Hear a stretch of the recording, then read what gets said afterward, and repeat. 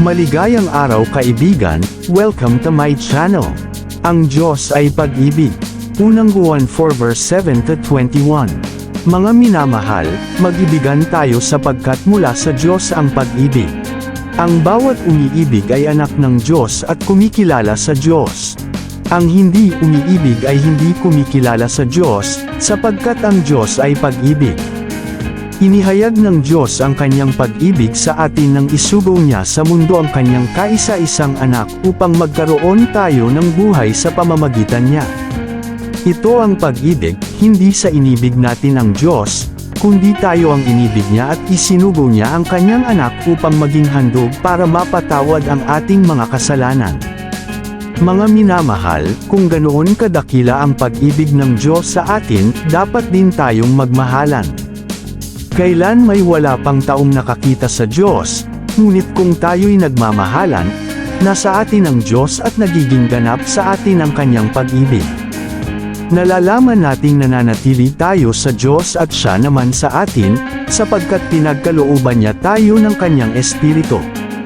Nakita namin at pinapatutuhanang isinugo ng Ama ang kanyang anak upang iligtas ang sanlibutan. Ang nagpapahayag na si Jesus ang anak ng Diyos ay nananatili sa Diyos, at ang Diyos na may nananatili sa Kanya. Nalalaman nating tayo'y iniibig ng Diyos at lubos tayong nananalig sa katotohanan ito.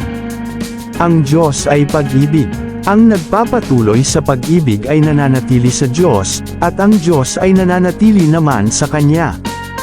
Ang pag-ibig ay nagiging ganap sa atin kaya't panatag ang ating kalooban para sa araw ng paghuhukom, sapagkat tayo'y tulad ni Kristo, kahit nasa daigdig pang ito. Walang kasamang takot ang pag-ibig at pinapawi ng ganap na pag-ibig ang anumang takot. Hindi pa ganap ang pag-ibig ng sinumang natatakot, sapagkat ang takot ay kaugnay ng parusa. Tayo'y umiibig sapagkat ang Diyos ang unang umibig sa atin.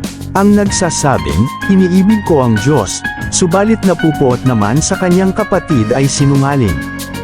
Kung ang kapatid na kanyang nakikita ay hindi niya magawang ibigin, paano niya maiibig ang Diyos na hindi niya nakikita?